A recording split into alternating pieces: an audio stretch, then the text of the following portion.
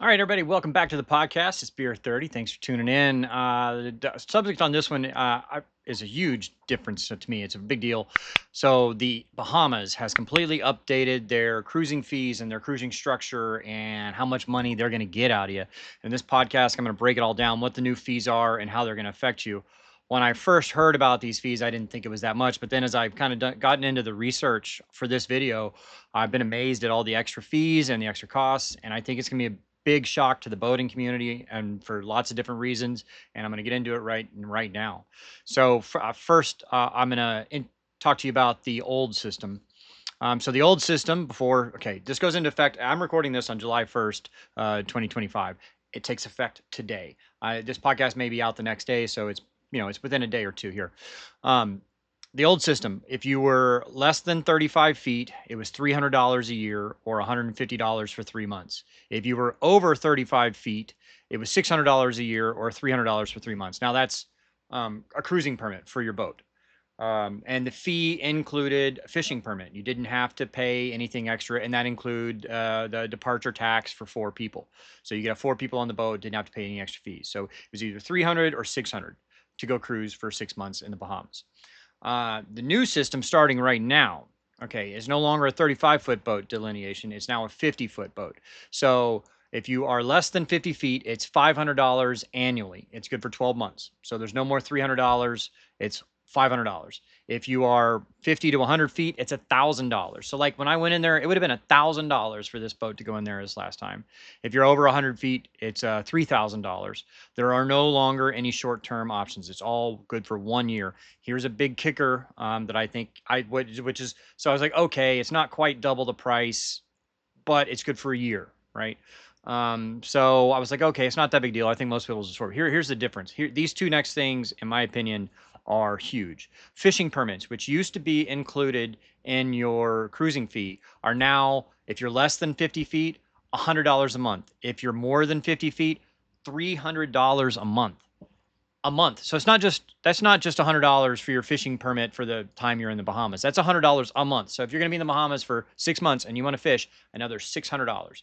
And that's if you're a 45-foot boat. If you're a 55-foot boat, for a year, now you're looking at, it's over $1,000. I mean, that'd be what? To be over $3,000, it'd be $3,600 for a year. I mean, that's just ridiculous. Am I math right on that? 12 times? Yeah, man, crazy. And here's another big one: anchoring fee. So, which would basically include everybody. If you're on anchor at one night during your cruising permit, at least one night, it covers you for the whole time. If you're less than 50 feet, it's $200. If you're less than 100 feet, it's $350. If you're over 100 feet, it's an extra $1,500. And now there's a passenger tax. So, it's $30 per person over 3 people. So if you got 5 people on your boat, you're gonna have to pay an extra $60. Um, so, so say you're a new boater. Now you're a 45-foot catamaran. So you're looking at $500. And say you're going to be here, you're going to be at 4 months. So you're looking at $500 and you want to fish. So now you're at $900 for the 4 fishing permits, 4 months. And now you want to anchor. So you're at $1,100 and you have an extra person. So you're at $1,200 for 4 months, what used to be $300 or $600, depending on the size of your boat. So it's more than doubled, sometimes tripled the cost. Now they do have a new, and I think with those permits, I think you're allowed 2 entries, but I'm not sure on that. So they do have a frequent cruisers card now, which is if you're less than 50 feet, it's good for 2 years. It's $1,500.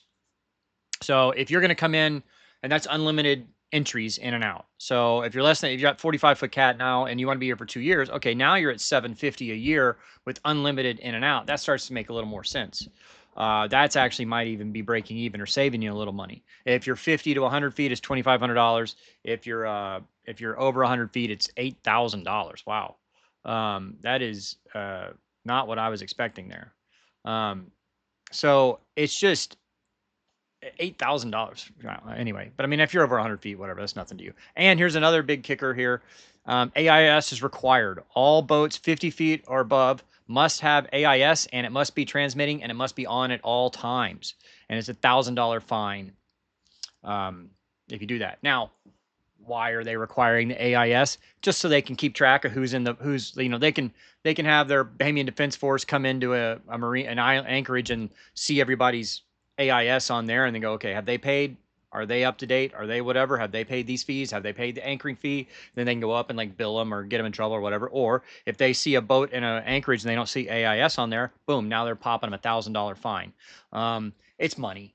I mean, all this is money. I mean, like, so here, let's get into the justifications. Why the changes? Here's the government's. I'm on my wrong section here. Sorry, 1 second. All right. So the justification, they're raising revenue from the Ministry of Finance says, we feel confident the market can absorb this. Bahamas must ensure those enjoying our waters contribute to their protection. Okay, so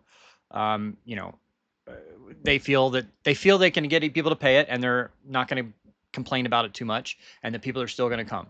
Okay, maybe that's true. So this is from the Port Authority, the Bahamas Port Authority.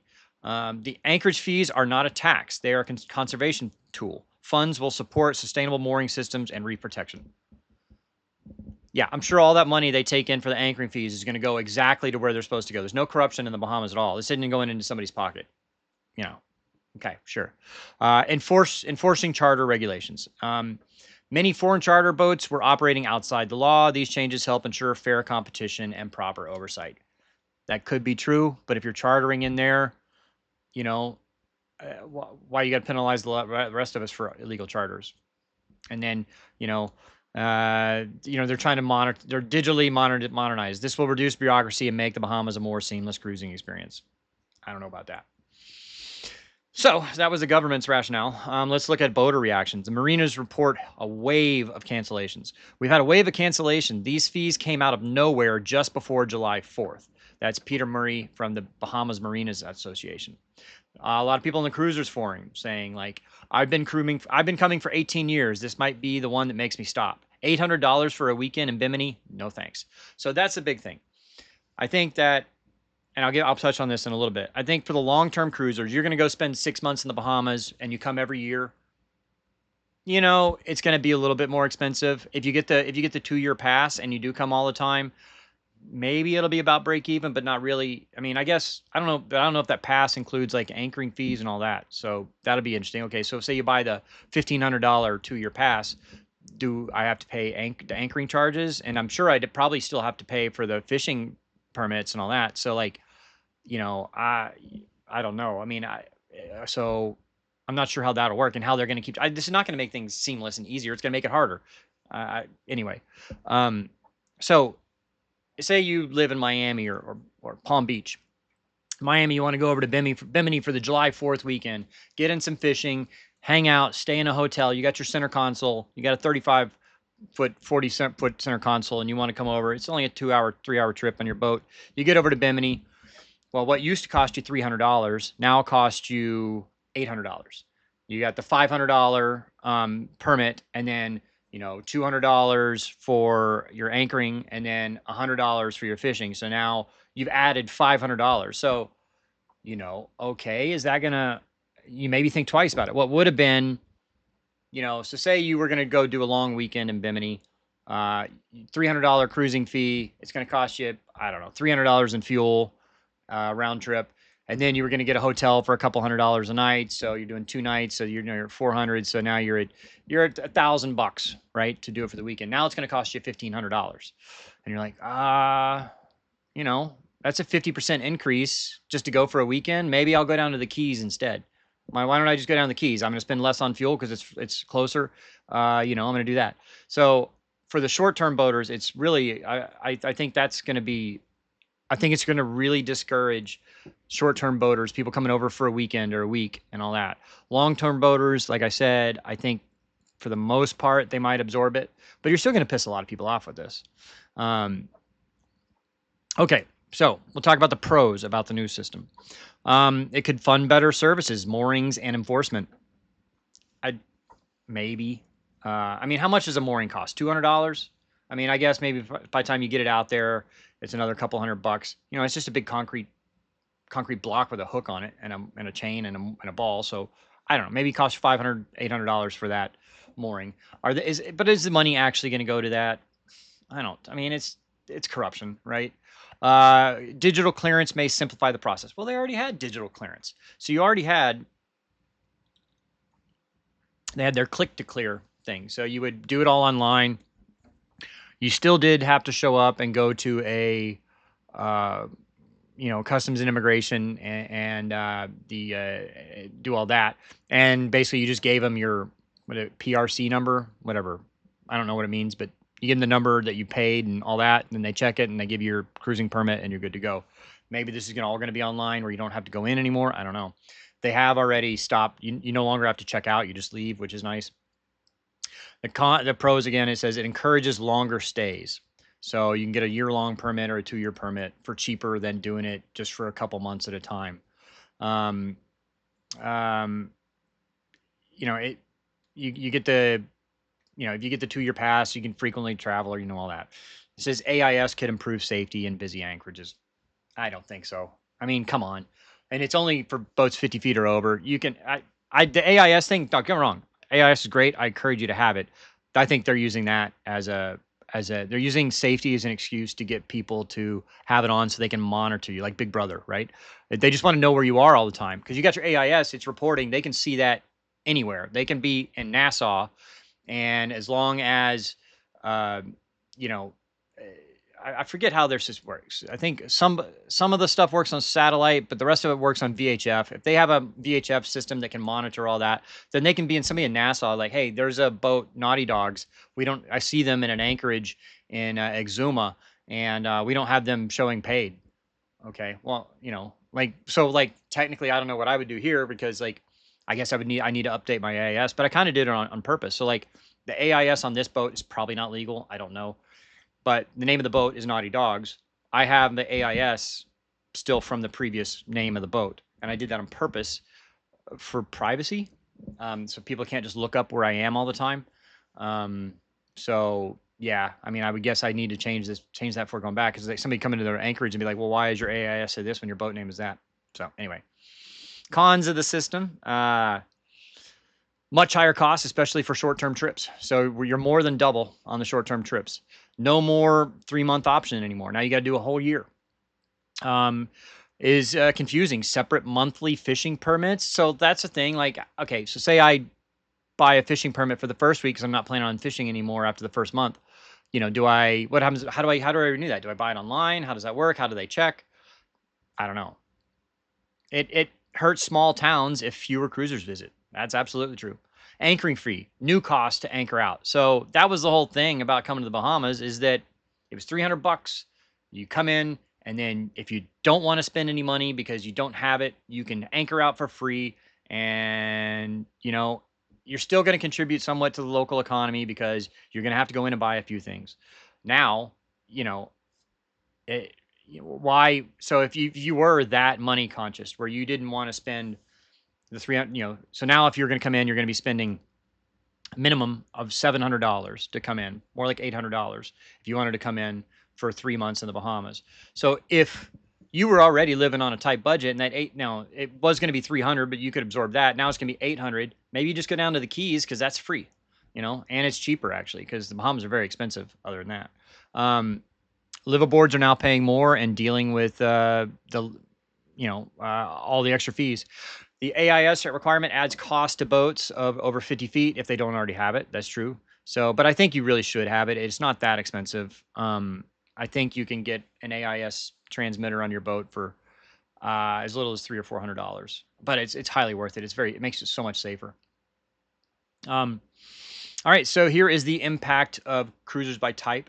Your weekend warriors, that used to pay $100. So back prior to 2016, it was $150. Then it became $300. So now it's $800. So your fees have more than doubled. And so every time you want to come in, it's $800, or you have to buy the $1,500 annual fee. And that's the thing too, is that a lot of people, especially people on a budget, they could spend $300, but now if they get the 2-year annual fee, which by breaking it down would actually be about the same cost, but you got to come up with $1,500. Like a lot of people don't have that to do that. So that's an issue there. Snowbirds. So your people that come down 2 to 4 months, they used to pay 300 to 600. Now they're paying $500 to $1,000 plus anchor plus fishing. So you're 3x. That's how much more it's going to cost you. Frequent visitors. So like that's the card that you get to all the come and go, all that. It's expensive up front, but could be more convenient and cheaper in the long run. Boats 50 feet and above, we need AIS. Yeah, I already talked about that. So it's just another cost. So how does this compare to other cruising grounds like the Dominican and all that? So I just did a quick search on it. So I mean, I haven't verified these numbers, but the Dominican it seems about right from what I remember. The Dominican Republic to cruise there, cruising permit is $50 to $100. Grenada, $25 a month. USVI and Puerto Rico, free for U.S. citizens. The French islands, basically free. They have a few, I mean, depending where you go and all that, can be some charges. But the Bahamas is now one of the most expensive cruising grounds in the world. I honestly can't think of one that is more expensive than the Bahamas now to get into. Maybe French Polynesia or something, but it's been so long I don't remember how much it costs there. Let me ask that here. Let me see here. So how much? I wonder how much that is. How much is a cruising permit in the French Polynesia? Let's see here. Oh. Nope. Customs and duty. Okay, whatever.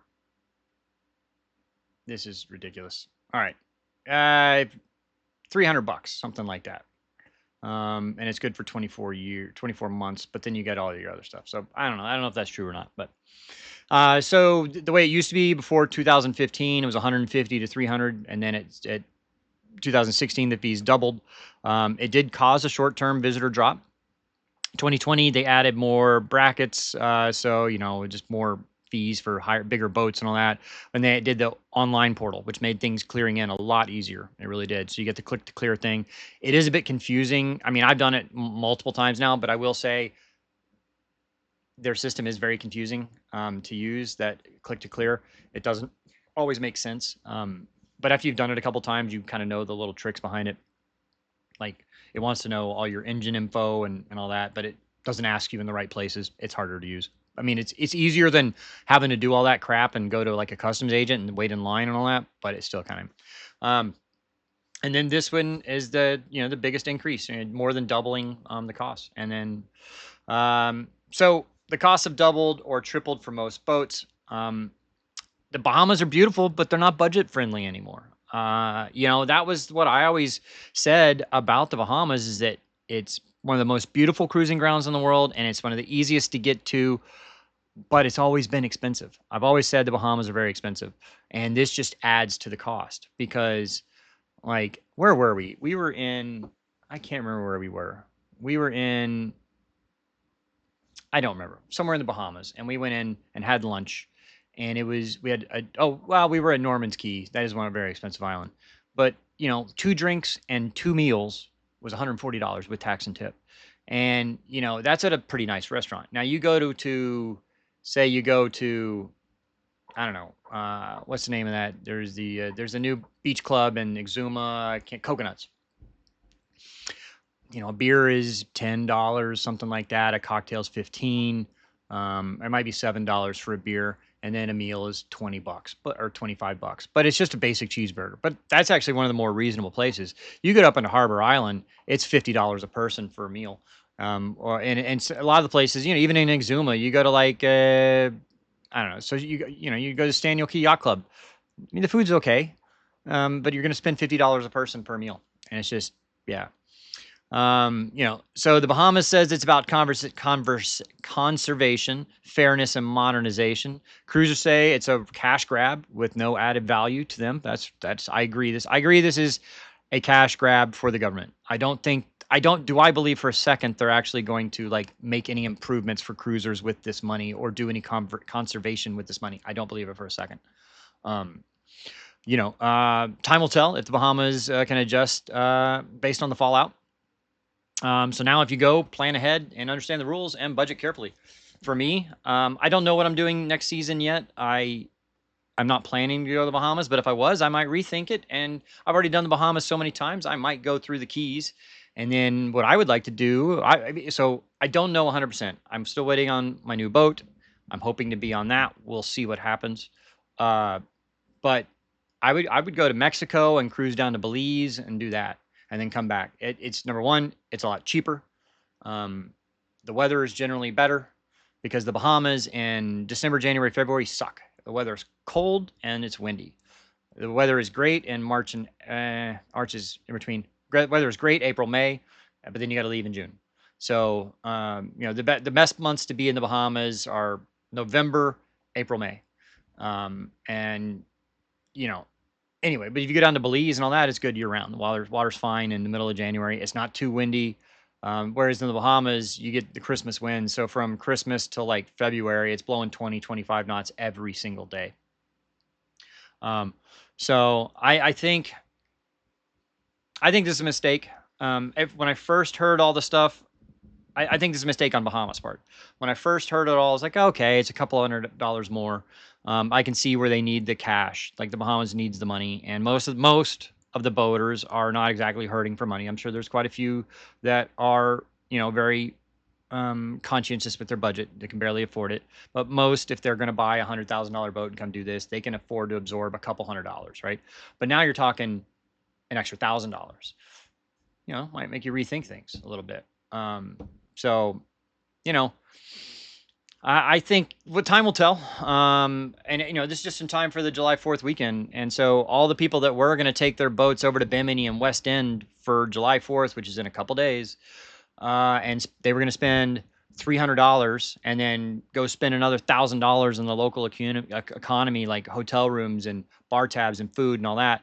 I bet you they see a big reduction. They've, like I said, the Bahamas Marina Association has already said they've seen a big wave of cancellations.